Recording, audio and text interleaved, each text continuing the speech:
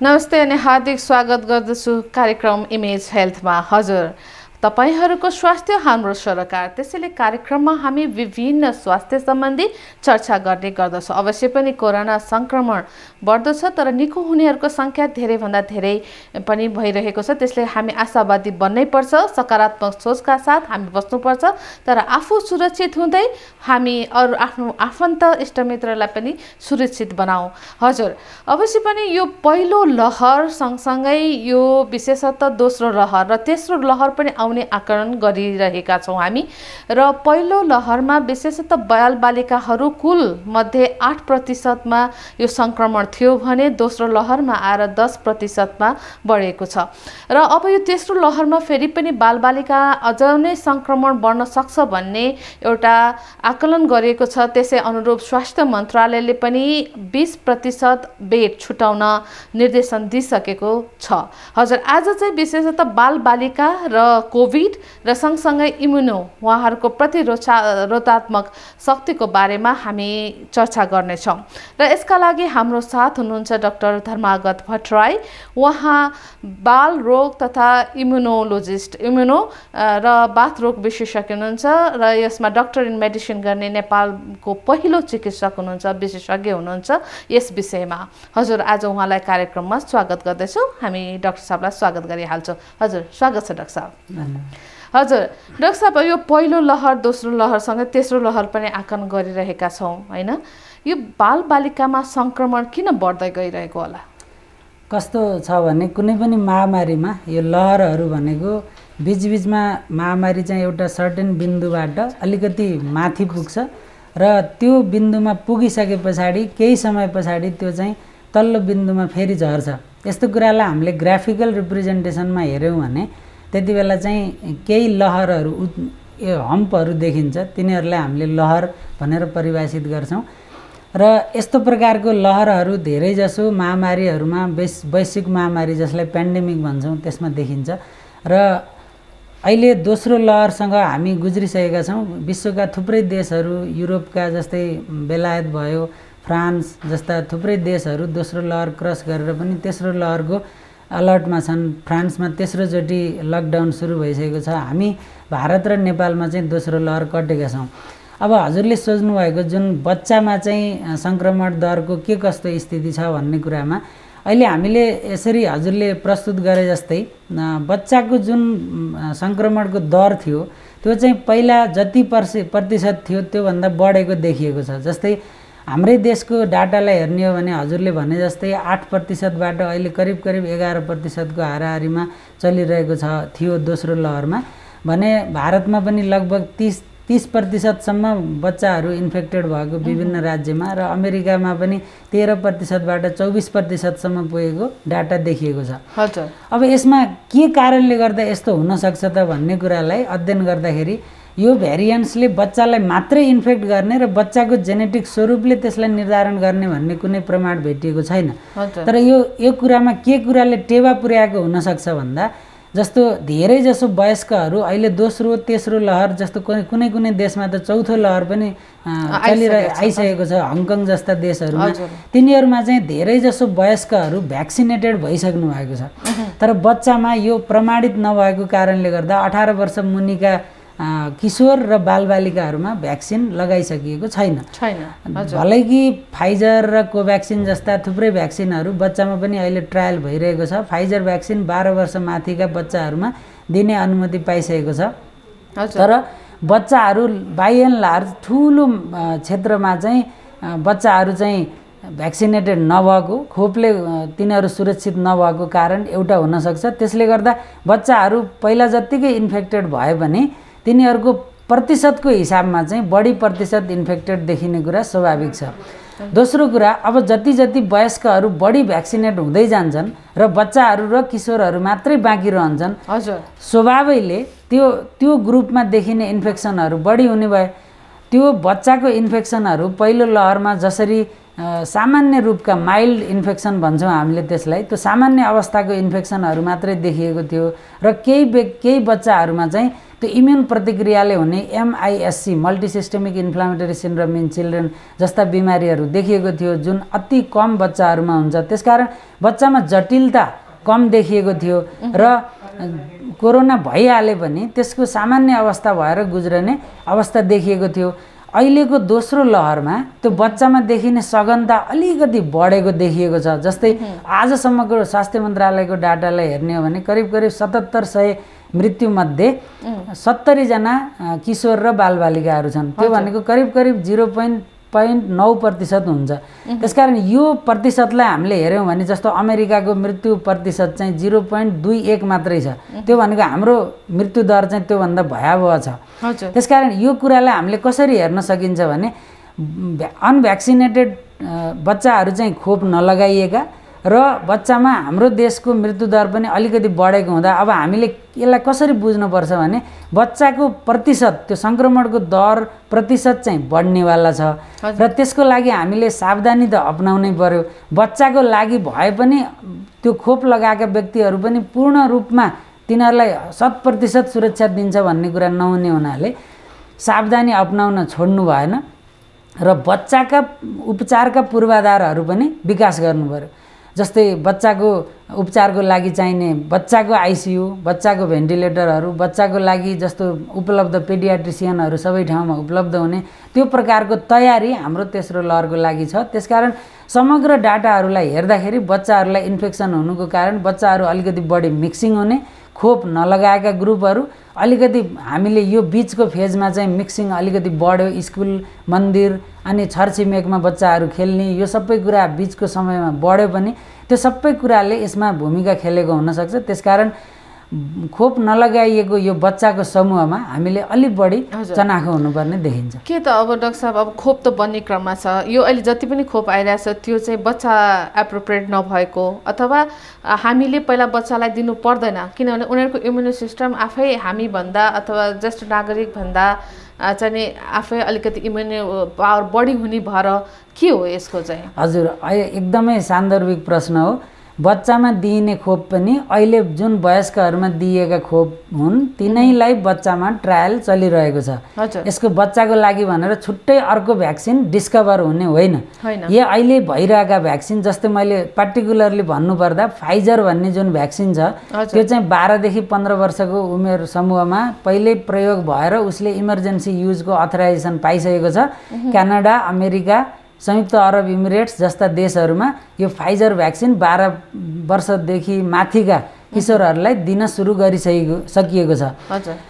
Pfizer भ्याक्सिनले 6 महिनादेखि 11 वर्षको उमेर समूहमा पनि अहिले क्लिनिकल ट्रायल गरेको छ। कुनै पनि भ्याक्सिन बजारमा आउनुभन्दा पहिला व्यक्तिहरूलाई दिनुभन्दा पहिला यो प्रभावकारी त्यो त्यो समूहमा प्रभावकारी छ कि छैन र त्यसले कुनै नराम्रो असर पुर्याउँछ कि पुर्याउँदैन यो कुरा हामीले हेर्नुपर्छ स्टडीबाट। त्यसलाई कुनै व्यक्तिको अनुभवबाट भन्दा पनि ठुलो समूहमा त्यो कुरा दिएर त्यसबाट राम्रो रिजल्ट आयो, इफिकेसी एकदम राम्रो देखियो र नराम्रो असरहरू देखिएनन् भने मात्रै हामीले तिनीहरू त्यो उमेर समूहमा दिन सक्छौँ। त्यसकारण अब जति बेला त्यो फाइजर भ्याक्सिन जुन लगाइएको छ 6 महिनादेखि 11 वर्षको उमेर समूहमा त्यसको प्रारम्भिक नतिजालाई हेर्ने हो भने यो अत्यन्तै प्रभावकारी पाइएको भनेर निकालिएको छ रिपोर्टमा। करिब 95% भन्दा बढी प्रभावकारी छ। त्यस्तै हाम्रै छिमेकी देश भारतमा जुन कोभ्याक्सिन भन्ने ICMRले ल्याएको भ्याक्सिन छ त्यो वयस्कहरूमा अनुमति पाइसकेको छ र लगाइरहेको पनि छ। तर त्यो बच्चामा पनि ट्रायल भइरहेको छ 2 वर्षदेखि 17 वर्षसम्मको उमेर समूहमा। जब त्यसको नतिजा त्यसको लागि उनीहरूले अथराइजेसन ट्रायल गर्नको लागि अथराइजेसन पाइसकेका छन् त्यसको नतिजा पनि राम्रो आयो र त्यसले कुनै गम्भीर साइड इफेक्ट देखिएन भने त्यो पनि बजारमा आउँछ। यस्तै अरू जुन भ्याक्सिनहरू छन् चीनमा भएको भ्याक्सिन लगायत पनि बच्चामा ट्रायल चलिरहेको छ। मोडर्नाको पनि ट्रायल चलिरहेको छ। यसको रिपोर्टहरू राम्रो आउन साथ बच्चामा र किशोरमा पनि भ्याक्सिनेसन सुरु हुन्छ। त्यसको लागि छुट्टै भ्याक्सिन ल्याउने चाहिँ होइन, छुट्टै स्टडी त्यो उमेर समूहमा छुट्टै अनुसन्धान हुन्छ। त्यसको अनुसन्धानको नतिजा पछाडि अब हामी ढुक्क भएपछि मात्रै त्यो उमेर समूहमा त्यो खोप लगाउन सुरु हुन्छ। केही हदसम्म यसले न्यूनीकरण गर्छ, तर पूर्ण रूपमा चाहिँ होइन, अझ पनि यसको मेडिसिन आइ नसकेको अवस्थामा डाक्टर साहब। अब बच्चाहरूमा चाहिँ यदि कोभिड भइहाल्यो, किनभने अब यो त कम्युनिटीमा गइसकेको छ, हामी कहाँ कतिखेर हुन्छ। अब बच्चाहरू डाक्टर साहबले भन्नुभएको छ छरछिमेकमा खेल्ने बच्चा अब सबै किसिमले उनीहरू अलिकति मिक्सअप हुने होइन हुन्छ, परिवारमा पनि त्यस्तै भइदिया हुन्छ, भनेको बुझ्दैनन् मान्दैनन् होइन, त्यो किसिमले। अब यो यिनीहरूमा भइहाल्यो भने चाहिँ अब सामान्य किसिमका कस्ता लक्षण हुन्छन्, जटिल किसिमका अथवा सघन उपचारसम्म लैजानुपर्ने अवस्थाहरूमा चाहिँ कस्तो कस्तोको लक्षण हुन्छ, अलिकति बुदागत रूपमा? हजुर, कोरोना भाइरसको हामीले सामान्य रूपमा बुझाउनु पर्दाखेरि माइल्ड मोडरेट सिभियर भन्छौँ। त्यसलाई हामीले बुझ्नको लागि सामान्य अवस्था, जटिल अवस्था र गम्भीर अवस्था भनेर बुझौँ। सामान्य अवस्था भनेको जसमा भर्ना गरिहाल्नुपर्ने स्थिति हुँदैन, त्यसलाई सामान्य अवस्था भनिन्छ। त्यसका लक्षणहरू पनि म भन्छु। अर्को जटिल अवस्था, त्यसमा भर्ना गर्नुपर्ने स्थिति हुन्छ, डाक्टरको चिकित्सकको निगरानीमा बस्नुपर्ने हुन्छ र त्यसमा खतराका सङ्केतहरू हुन्छन्। तेस्रो भनेको गम्भीर अवस्था, त्यसमा उसलाई इन्टेन्सिभ मोनिटरिङ आइसियुको जरुरत पर्छ या भेन्टिलेटरको जरुरत पर्ला। यो तीनटा अवस्था भनेर बुझौँ। सामान्य अवस्थामा अहिले कोरोनाको दोस्रो लहरमा पाचन प्रणालीका लक्षणहरू पनि थपिएका छन्। सामान्यतया सामान्य अवस्थाको कोरोनामा बच्चाहरूलाई कुनै पनि लक्षणै नदेखिने पनि हुनसक्छ। लक्षण देखिएमा श्वास प्रश्वासका लक्षणहरू जस्तो ज्वरो आउने, रुगा लागे जस्तो हुने, घाँटीमा खसखस हुने, निल्न गाह्रो हुने, श्वास प्रश्वासमा गाह्रो हुने, श्वासको गति अलिकति तेज हुने तर सास फेर्नै नसकिने अवस्था नआउने, यस्ता प्रकारका सामान्य लक्षणहरू जो हामीले फ्लूमा देखिन्छ। हजुर, यो उमेर अनुसार फरक हुन्छ कि? हजुर, त्यो म त्यो कुरा भन्दैछु। अनि पाचन प्रणालीका लक्षणहरू पनि देखिन्छन्, जस्तो डायरिया हुनसक्छ, भमिटिङ हुनसक्छ, एब्डोमिनल पेन हुनसक्छ। र जति बेला सामान्य अवस्थाको बच्चा जटिल अवस्थामा जान्छ त्यसमा खतराका सङ्केतहरू देखिन्छ। त्यसको कसरी बुझ्ने त खतराका सङ्केत भन्दाखेरि श्वास प्रश्वासको लक्षणलाई हेरेर हामीले त्यसलाई बुझ्न सक्छौँ। यसलाई सामान्य भाषामा भन्नुपर्दाखेरि हामीले आफ्नो बच्चाको श्वासको गति 1 मिनटलाई पुरै गनौँ। विश्व स्वास्थ्य सङ्गठनले भनेको परिभाषा अनुसार जन्मेदेखि 2 महिनासम्मको बच्चामा 60 भन्दा बढी 1 मिनटको श्वासको गति भयो भने त्यो श्वासको गति बढेको भन्ने बुझ्नुपर्छ। त्यस्तै 2 महिनादेखि 12 महिनाको उमेर समूहमा 50 भन्दा बढी, 12 महिना उमेरको बच्चादेखि 5 वर्षको उमेरसम्म 40 भन्दा बढी र 5 वर्ष माथिको बच्चामा 30 भन्दा बढी 1 मिनटमा श्वासको गति छ भने मेरो बच्चाले सास चाँडो लिएको छ भन्ने कुरा बुझ्नुपर्छ। दोस्रो भनेको कोखा हान्ने, जो हामीले नेपालीमा कोखा हान्ने भन्छौँ। यो चेस्टको त्यो हड्डीको तलको भाग र दुईटा करङको बिचको भाग चाहिँ भित्र बाहिर गर्ने, त्यसलाई कोखा हान्ने भनिन्छ। यो एकदमै खतराको सङ्केत हो। त्यस्तोमा पनि घर बस्नु हुँदैन, त्यो जटिल अवस्था हो। त्यस्तै डायरिया, भमिटिङ भएको बच्चा, जल विनियोजना जसलाई हामीले डिहाइड्रेटेड भन्छौँ, त्यस्तो अवस्थामा पनि यो जीवनजल खानै नसक्ने, जीवनजल खुवाएर चाहिँ त्यसलाई कन्ट्रोल गर्न नसकिने अवस्था भयो भने त्यति बेला पनि नसाबाट आइभी फ्लुइड दिनुपर्छ। त्यसकारण त्यस्तो अवस्थामा पनि हस्पिटल जानु पर्यो। यो जटिल अवस्था भयो।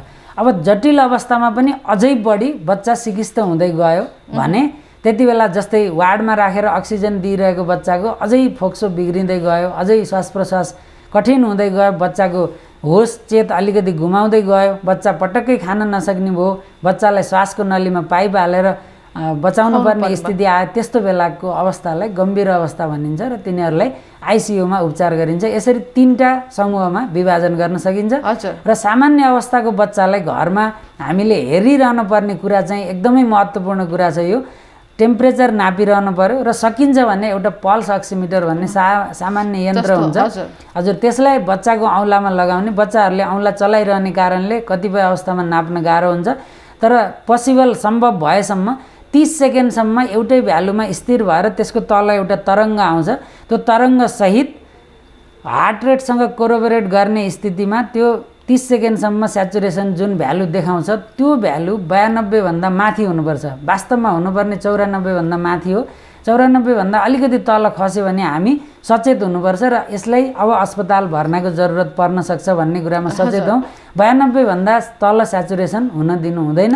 यी कुराहरूलाई हामीले घर बस्दाखेरि ध्यान दिनुपर्छ। यो साथै बच्चा जसलाई देखभाल गर्ने व्यक्ति हो ऊ र बच्चाले इन्डोर मास्किङ भन्छौँ हामीले त्यसलाई, घरभित्रै पनि उसले मास्क लगाउने, उसलाई आइसोलेट गरेर राख्ने र पर्याप्त झोल पदार्थहरू र पोषणको ध्यान दिने, यति कुरामा हामीले ध्यान दिनुपर्छ। हजुर, हामी कुराकानी गरिरहेछौँ डाक्टर धर्मागत भट्टराई, उहाँ बालरोग इम्युनोलोजिस्ट र त्यस्तै गरेर बाथरोग विशेषज्ञ हुनुहुन्छ। नेपालको एकमात्र डाक्टर हुनुहुन्छ विशेष गरेर यो क्षेत्रमा, यो विशेषज्ञतामा हामी कुराकानी गरिरहेका छौँ। एकैछिन ब्रेक लिन गइरहेका छौँ। यो ब्रेकपछि पुनः स्वागत गर्नेछौँ यहाँहरूलाई।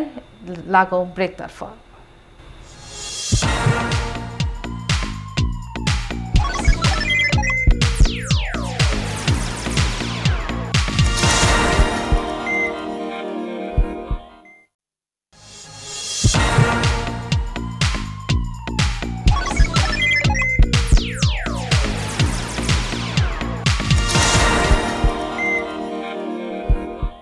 हजुर, ब्रेकपछि पुनः स्वागत छ। कार्यक्रम इमेज हेल्थमा हामी कुराकानी गरिरहेका छौँ विशेषतः कोभिड-19, त्यसमाथि बालबालिकालाई जुन किसिमले यसले सङ्क्रमण गरिरहेको छ, उहाँहरूको इम्युन सिस्टम कसरी बढाउन सकिन्छ, भरि आएमा हामीले के कस्ता सावधानी अपनाउनुपर्छ, यी विषयमा हामी कुराकानी गरिरहेका छौँ।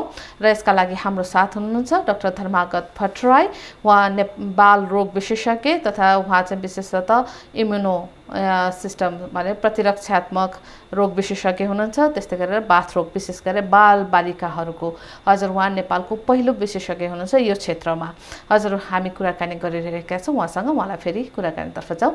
हजुर डाक्टर साहब, अब ब्रेक अगाडि हामीले चाहिँ यसको जटिलतासम्म पनि पुगिसकेका थियौँ। अब डाक्टर साहब, कस्ता बालबालिकाहरू जो चाहिँ अझ रिस्कमा पर्छन् सङ्क्रमणमा, किनभने बालबालिकाहरू सबै कोही त एकदम होइन तन्दुरुस्तै हुन्छन्, उहाँलाई सङ्क्रमण भयो अब माइल्ड किसिमले हुन्छ, तर पनि एउटा ग्रुप हुन्छ होला जसमा चाहिँ बालबालिकालाई यी बालबालिकालाई अझ हामीले धेरै किसिमले हेर्नुपर्छ, अझ स्याहार पुर्याउनुपर्छ भन्ने सचेत हुनुपर्छ।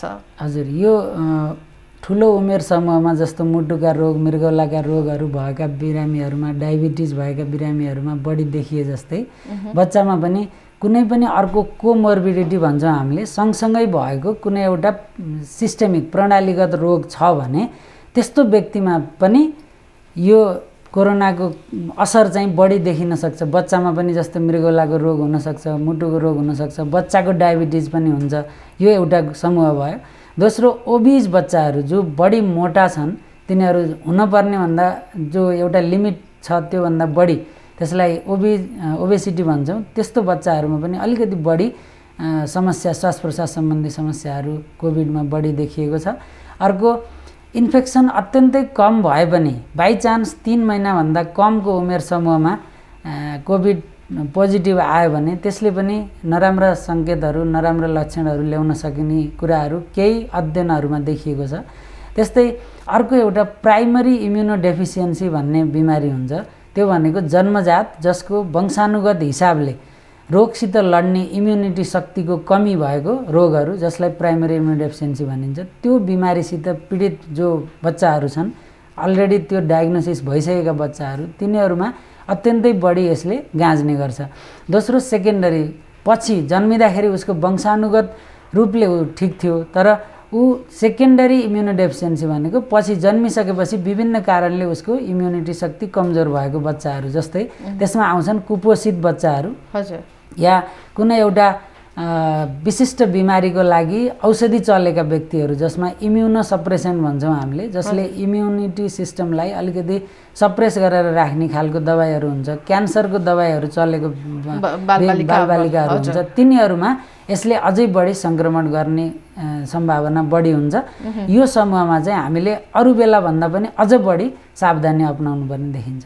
हजुर, जस्तै गरेर हाम्रा धेरै बालबालिकाहरू न डिजेबिलिटी भएका बालबालिकाहरू हुनुहुन्छ, अरू अरू अब भिजुअल इम्पेयर्ड होइन अब दृष्टिविहीन बालबालिकाहरू जति हुनुहुन्छ उहाँहरूमा पनि त यसको सङ्क्रमण विशेष गरेर उहाँहरूको आफ्नो किसिमको त्यसको डिजेबिलिटीको कारणले होइन उहाँहरूलाई धेरै कुराहरूको सपोर्टमा राखिरहेको हुन्छ त्यस्ता बालबालिकाहरूमा पनि त यो किसिमका त्योबाट बचाउनु पर्ने हुन्छ हजुर किनभने उनीहरू पहिलेदेखि नै कुनै न कुनै प्रणालीगत हिसाबले पीडित हुन्छन् र त्यसको लागि उनीहरूमा कुनै औषधि चलिरहेको हुनसक्छ र त्यस्ता प्रकारका बालबालिकाहरूले सबै इन्फर्मेसन पाएका पनि हुँदैनन् त्यसकारण तिनीहरूलाई अझ बढी हाम्रो केयरको जरुरत पर्ने हो जस्तो हामीले उनलाई सेनिटेसनको कुरा भयो साबुन पानीले हात धुने कुरा भयो भौतिक दूरीमा राख्ने कुरा भयो इन्डोर मास्किङ यदि तिनीहरू चाहिँ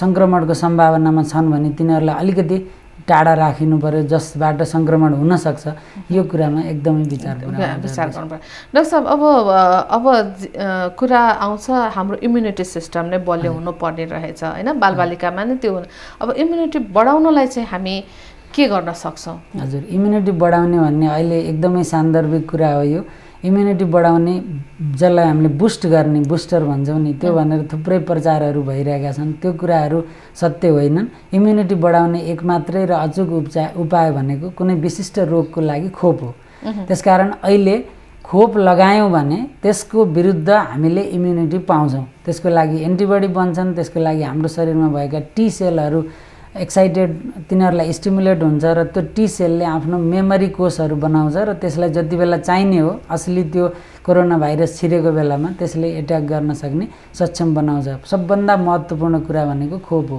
दोस्रो कुरा भनेको इम्युनिटीलाई मेन्टेन गरेर राख्ने जुन कुरा हुन्छ हाम्रो इम्युनिटी सिस्टम पनि श्वास प्रश्वास पाचन प्रणाली स्नायु प्रणाली जस्तै प्रणाली हो र त्यो प्रणालीलाई काम गर्नको लागि दैनिक रूपमा चाहिने कुराहरू थुप्रै तत्त्वहरू उत्प्रेरकहरूको जरुरत पर्छ ती उत्प्रेरक तत्त्वहरू भनेको हामीले पाउने पोषणमा सबैभन्दा धेरै भनेको पोषणमै पाइन्छ त्यसकारण हामीले पोषणमा केही कमी ल्यायौँ भने त्यो इम्युनिटी सिस्टमले आफ्नो मेन्टेनेन्सको लागि चाहिने कुराहरू पाउँदैन त्यसकारण हामीले मुख्य कुरा इम्युनिटी सिस्टमलाई मेन्टेन गरेर राख्नको लागि पोषणमा सन्तुलित आहारमा ध्यान दिन सक्यौँ भने त्यति नै काफी हुनसक्छ जस्तो त्यसमा मैले भन्दै आएको छु carbohydrate protein fat mineral vitamins अनि झोल पदार्थहरू र रेसेदार खानेकुराहरू यो सबैले हाम्रो सन्तुलित भोजन बनाउँछ यस्ता प्रकारका खानेकुराहरूबाट बालबालिकालाई यो बेलामा विशेष गरी अझै कहिले पनि वञ्चित गरिनु हुँदैन यो बेलामा विशेष ध्यान पुर्याइनु पर्यो यो बाहेक अरू सामान्य कुराहरू जसले हाम्रो कोषको कार्यक्षमतालाई मजबुत बनाउन सहयोग गर्छ जस्तो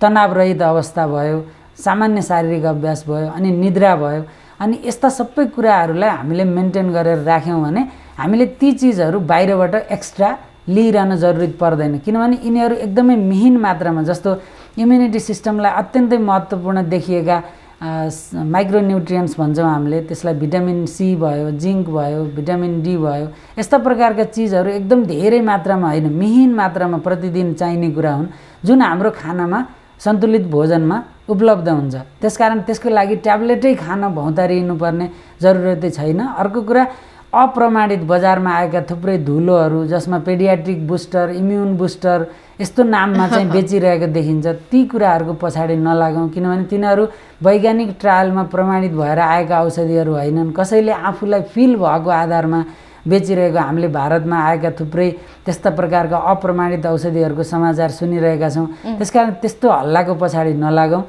प्रमाणित वैज्ञानिक आधारमा क्लिनिकल ट्रायलबाट प्रमाणित भइसकेका अनुसन्धानले प्रमाणित गरेका कुराहरू मात्र युज गरौँ कोरोना भाइरस एउटा भाइरसले गर्दा हुने बिमारी हो त्यसकारण यसमा ब्याक्टेरियालाई मार्ने एन्टिबायोटिक्सहरूको पनि अनधिकृत युज नगरौँ र चिकित्सकले जरुरत ठानेमा सेकेन्डरी इन्फेक्सन ब्याक्टेरियाको इन्फेक्सन भएमा मात्रै युज गर्ने हो त्यसकारण यी सबै कुरालाई ध्यान दियौँ भने पनि हामीले ध्यान पुर्याउन सक्छौँ अर्को हजुरले यो इम्युनिटीको कुरा जोड्दाखेरि भन्नै मन लागेको कुरा के छ भने व्यक्तिहरूले डरले गर्दा कतिले पोजिटिभै नहुँदै र कतिले पोजिटिभ भइसकेपछि सामान्य अवस्थामा पनि स्टेरोइड भन्ने औषधि युज गरेको देखिन्छ त्यो मात्र होइन डाक्टर साहब भाइटामिन डी अब जिङ्क भाइटामिन सीहरू जुन चाहिँ आफू माइल्ड भएको अवस्थामा लिएर खाने एन्टिबायोटिकहरू र नभए पनि ल 1 हप्ता 2 हप्ता खाउँ भनेर खाने होइन त्यस्तो र चिकित्सकको सल्लाह नभएर आफू खुसी खाने यो प्रवृत्ति बढेको छ। यस्ता प्रकारका औषधिहरू जति पनि हजुरले नाम लिनुभयो, मैले भने यी औषधिहरूले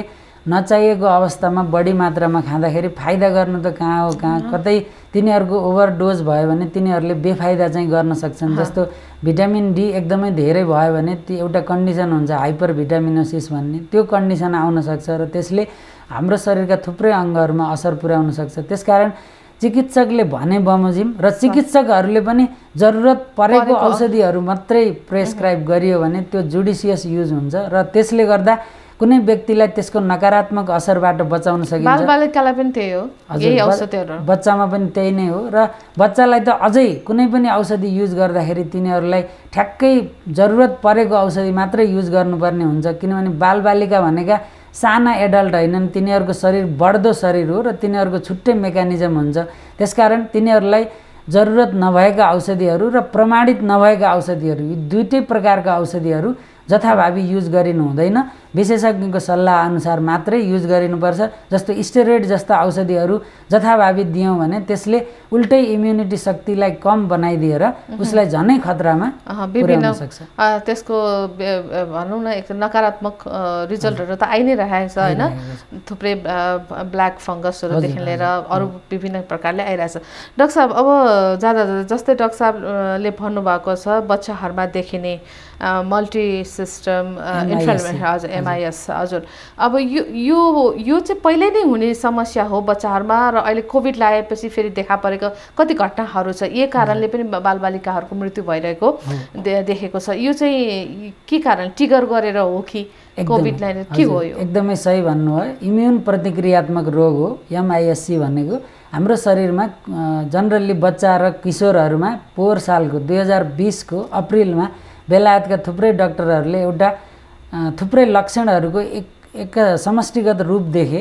त्यसमा चाहिँ बच्चाहरूलाई आँखा रातो हुने, मुख यो जिब्रो रातो हुने, ओठ रातो हुने, शरीरमा डाबर आउने, पखाला लाग्ने, ज्वरो आउने, ज्वरो चाहिँ आउने नै भयो, त्योसँग यो लक्षणहरू हातखुट्टा सुनिने, आँखाको आसपासमा सुनिने, श्वास प्रश्वासमा गाह्रो हुने, यस्ता प्रकारका लक्षणहरू देखिए र तिनीहरूको शरीरमा इन्फ्लामेसनको टेस्ट गर्दाखेरि इन्फ्लामेसन भनेको सुजन, जसमा कुनै पनि अङ्ग रातो हुने, तातो हुने, सुन्निने, दुख्ने र काम गर्न छोड्ने, यो 5वटा कुरालाई इन्फ्लामेसन भनिन्छ। त्यस्तो प्रकारका लक्षणहरू देखियो।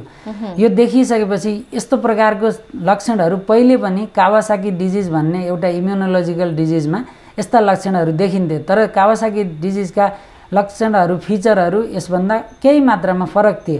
त्यस पछाडि यसलाई MISC भनेर नामाकरण गरियो र त्यसको यो भनेको बच्चाहरूमा कोभिड लागेर त्यसले खासै ठुलो लक्षण नदेखाए पनि र सन्चो भइसकेपछि पनि PCR नेगेटिभ भइसकेपछि पनि बच्चामा कोरोनाको विरुद्ध देखिने एन्टिबडीहरूले गर्ने इम्युन प्रतिक्रियाले गर्दा यो बिमारी लाग्ने हो र यो एउटा हाइपर इन्फ्लामेसन, एकदम अति सुजनको अवस्था हो।